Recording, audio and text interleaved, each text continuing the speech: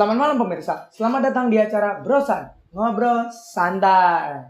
Pada malam hari ini, kita akan membahas isu yang lagi hot nih di kalangan masyarakat Indonesia. Dan untuk membahas isu yang hot itu, kita akan juga membicarakan bersama narasumber kita yang hot nih.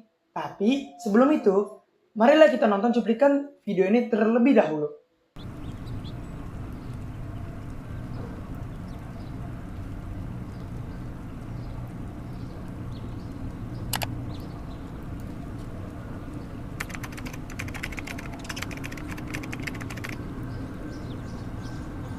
Ketimpangan ekonomi yang terus meningkat menjadi permasalahan penting yang memengaruhi pertumbuhan ekonomi nasional. Sebuah penelitian mengungkapkan bahwa di Indonesia, anak yang tumbuh di keluarga miskin cenderung memiliki pendapatan yang lebih rendah dibandingkan dengan orang dari keluarga tak miskin. Berdasarkan data Oxfam, kekayaan kolektif 4 orang terkaya di Indonesia senilai 25 miliar dolar Amerika setara dengan kekayaan 100 juta orang termiskin.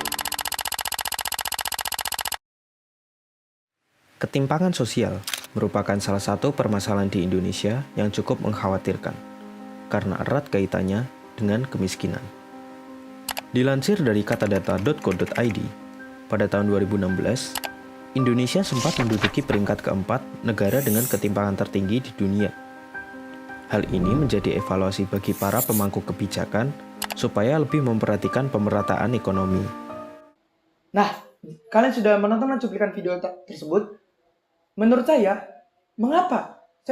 Menurut saya sih sebenarnya, mengapa kita semua bekerja, tapi masih ada kesenjangan sosial di antara masyarakat kita?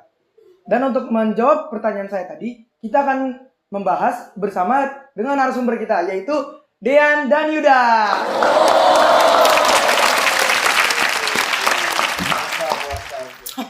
Friend, Apa kabar? Udah lama gak ketemu ya. ini dia. Yuda. Sumpah ini dia. Iya. Gila, udah lama banget. Lu masih sama aja dia. Ya ampun, lu makin Aura kaya. miskin gitu. Iya nih bro, lu makin kaya sekarang ya bro.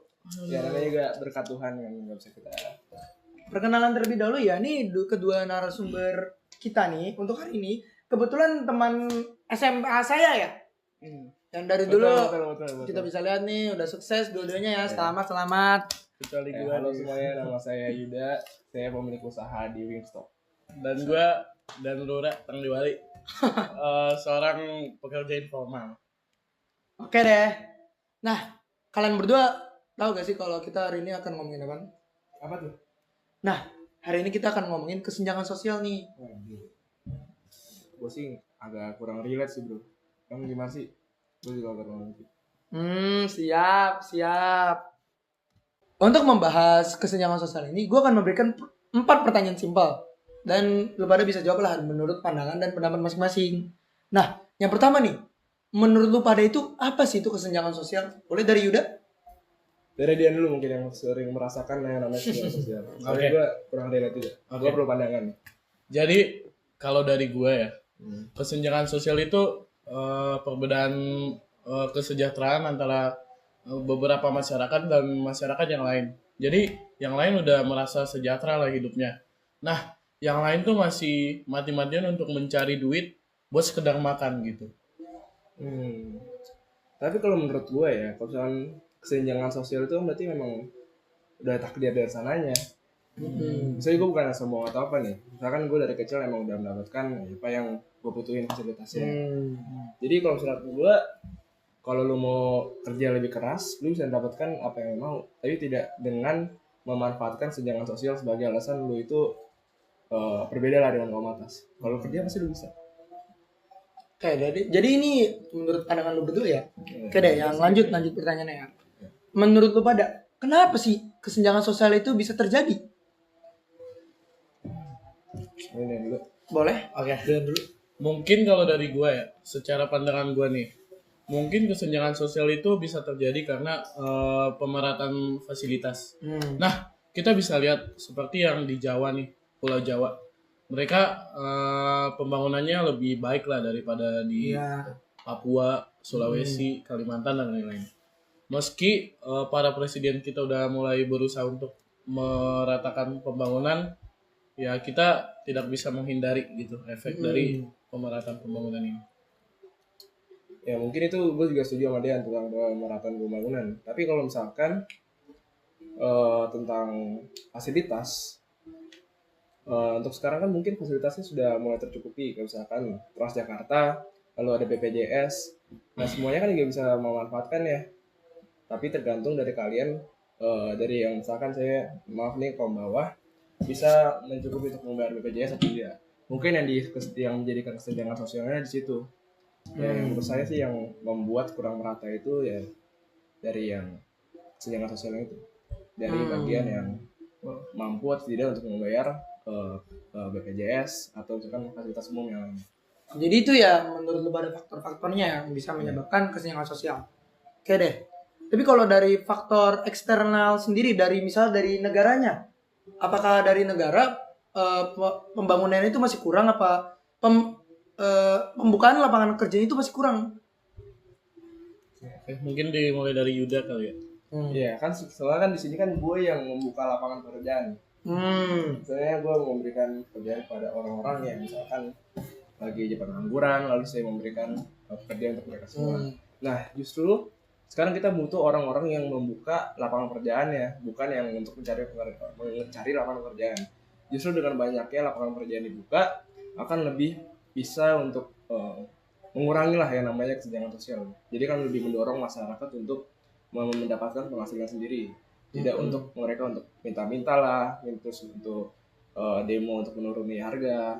Ya itu kan untuk bisa mengurangi dari hal itu dengan adanya menyediakan lapangan pekerjaan yang ada. Gue juga lumayan setuju sih ke Yuda. Nah, kita juga bisa melihat beberapa contoh untuk gimana sih susahnya tuh mendapatkan pekerjaan. Nah, kita bisa lihat orang desa tuh kalau mereka mau cari pekerjaan, pasti mereka dilihat deh latar belakangnya dari mana. Misalnya dia dari kampung gitu, pasti orang di perusahaan mikir, ini mah orang kampung paling juga bisanya cuman ngetik. Untung kalau bisa ngetik gitu. Ya mereka pasti dipandang sebelah mata lah kalau misalnya mereka dari desa. Berbeda dari kalau dari kota. Ya deh, jadi gitu ya pandangan lu berdua ya. Tapi bro, ini lu nggak ada makanan apa gitu sih? Ini boleh Makanan ya, boleh sih makanan. Ada Jadi kebetulan ada ya seperti biasa Indomie lah. Kita yang simpel-simpel aja. Indomie. Podcast kecil ya, udahlah. Gue udah lama banget gila sama kayak Indomie. Ya mari makan. Indomie apa nih bro? Indomie rendang. Oh Indomie rendang. Oke deh. Gila sekarang variannya banyak gitu, banyak juga ya. Ini minumnya ya kan? Ya terima kasih ya mbak. Iya, sama-sama. Yolah dimakan dulu yolah. Lapar nih ya, habis bagi-bagi pendapat. Parah, Bro. Ini yang gue maksud bro. Ini kan podcast lu menarik nih idenya. Kita bisa sambil bisa makan. Ini kan bisa membuat ide buat yang lain untuk membuat hal yang sama juga kayak lu. Gila, udah liat lu kreatif juga sekarang ya. Makasih loh ya, nggak kreatif yang bisa buka lapangan pekerjaan lah ya. Emang Kecil Yuda ya, dari bro. SMA gitu, Bro. Kecil itu bro. Ya lanjut. Gimana cara pemerintah bisa neken angka faktor kesenjangan sosial itu yang awalnya dari, kalau saya baca ya, itu dari 27%. Itu menurut saya udah tinggi banget loh. Gimana cara pemerintah bisa menekan, tidak menghilangkan, hanya menekan saja? Oke, mungkin dari gue ya. Mungkin pemerintah bisa membangun fasilitas yang bagus untuk berbagai banyak masyarakat di Indonesia, dan juga membuat pulau-pulau yang lain seperti Kalimantan dan lain-lain menjadi lebih bagus seperti di Pulau Jawa. Yang kedua itu dengan membangun sekolah yang lebih bagus di seluruh negara dan membuka lapangan kerja bagi semua orang. Oke, mungkin itu aja dari gue. Dari Yuda gimana? Oke, kalau menurut gue ya. Menurut gue sekarang itu yang kita ngomongin kan pemerintahan. Jadi menurut gue pemerintah sekarang kan agak kurang ajar ya. Gitu banget bahasanya ya. Prit. Ya gimana bro? Soalnya kan gue, maaf nih, gue udah ada relasi dengan pemerintahan itu, menteri itu. Jadi menurut gue banyak pemerintah itu yang masih ingin kayak menang sendiri, mereka lebih mementingkan ego mereka. Jadi menurut gue yang perlu dirombak itu di awal itu dari pemerintahannya. Jadi kalau misalkan mereka pun masih belum mementingkan apa yang didengar oleh masyarakat biasa, jadi kayak misalkan tadi Dian bilang, ya sampai tahun kapan pun nggak bakal berubah juga, bakal gitu-gitu aja. Bener sih, iya sih. Iya kan. Jadi yang menurut gue dari pemerintahan dulu yang harus dirombak, baru nanti bisa kita ya direalisasikan lah dengan aspirasi dari masyarakat umum. Nanti tinggal kita lihat nih. Kemarin lu milih siapa bro? Milih siapa Pilpres? Gue sih Ganjar ya udah. Aduh Ganjar. Lu? Ya saya sih yang realistis aja, saya Prabowo ya bro. Ya, Kemarin gue emang dapat cuan aja. lo. Ya nanti kita tinggal lihat lah dari di era Prabowo, apakah mereka mendengar aspirasi dari masyarakat dengan apa yang tadi dia bilang, dengan perataan fasilitas umum, lalu dengan ada BPJS dan gitu. Mungkin dengan di era yang baru ini angka dari kesenjangan sosial itu bisa turun. Semoga bisa turun. Dan kita doakan semoga banyak banyak yang merasakan kesenjangan sosial bisa mendapatkanlah hak mereka yang baik. Amin. Nah, tadi kan kita udah bahas tentang yang bagaimana negara bisa menekan angka itu. Tapi kalau dari masyarakatnya sendiri, dari warga yang tinggal di negara itu gimana cara mereka membantu pemerintah agar bisa menekan angka yang tinggi itu? Boleh dari siapa duluan, boleh? Mungkin dari Yuda kali ya. Oke. Mungkin kan kita menuju Indonesia Emas 2045. Iya. Semoga ya bro, semoga ya di sana. Iya, amin. Jadi menurut gua nih ya, dari masyarakat sendiri tuh harus mau untuk lebih kerja keras lagi. Soalnya gua banyak lihat nih, misalkan gua lagi lewat nih jalan di Sudirman misalkan, itu masih banyak banget bro orang yang minta-minta. Gua bukan yang maksudnya meremehkan ya, maksudnya kan dengan mereka kan mampu untuk berjalan, mampu untuk misalnya untuk bergerak, ya mereka itu bisa lah untuk mencari kerja sendiri bro, nggak perlu minta-minta. Jadi dari pandangan gue harus dikurangi lah orang yang mental minta-minta untuk dari masyarakat ya. Dari masyarakat ya. Terus ya kalau misalkan bisa untuk lebih bekerja keras, kenapa tidak? Berarti dari Yuda ya, pengen masyarakat itu bekerja untuk mendapatkan hasil, bukan hanya modal minta-minta aja. Betul, bro. Kalau dari Dian gimana? Oke. Gue gak beda jauh sih dari Yuda. Mungkin masyarakat yang punya anak yang kadang-kadang diajak tuh buat ngamen, buat minta-minta duit, mereka bisa mengganti aktivitas anaknya dengan belajar gitu. Jadi anak mereka bisa lebih pintar dan kedepannya mereka bisa berguna gitu buat negara. Nah, satu juga nih bad habit dari masyarakat Indonesia, yaitu judi online. Itu benar-benar menghancurkan generasi kita. Mereka menggunakan duit untuk pendidikan, untuk makan, untuk judi.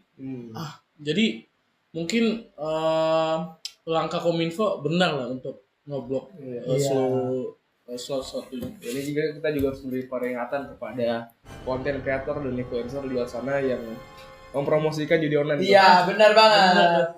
Benar, itu harus benar-benar harus kita jauhkan ya. Iya. Karena apapun anak-anak ini, apapun yang mereka tonton akan mereka tirui guys. Itu sangat bahaya. Iya, kita harus jauhkan yang namanya judi online itu. Apalagi yang untuk mendapatkan dananya kan kita harus pinjol. Nah, itu lebih menambah lagi yang namanya permasalahan ekonomi. Iya, benar. Oke, Red. Mungkin itu saja ya pembicaraan kita tentang kesenjangan sosial ini ya. Gila. Oke. Betul banget. Jadi, saya akan memberikan closing statement untuk mempercepat aja ya. Iya. Kesenjangan sosial merupakan masalah yang belum pernah terpecahkan sama sekali di kalangan masyarakat Indonesia. Namun, kenapa semua itu bisa terjadi? Ada faktor dari pemerintah dan ada juga dari masyarakat yang hidup di negara kita juga. Maka dari itu, kita sebagai rakyat juga harus membantu pemerintah agar bisa menekan angka yang tinggi itu, yang tadinya tinggi menjadi rendah. Mungkin itu saja dari saya. Dari Yuda atau Dian ada kalimat atau pepatah tambahan? Ini dari Dian. Kalau gue sih udah cukup ya. Mungkin dari gue juga udah cukup. Oke. Mungkin itu saja. Maaf jika saya Yuda Dean ada salah kata yang menyinggung penonton atau salah eja.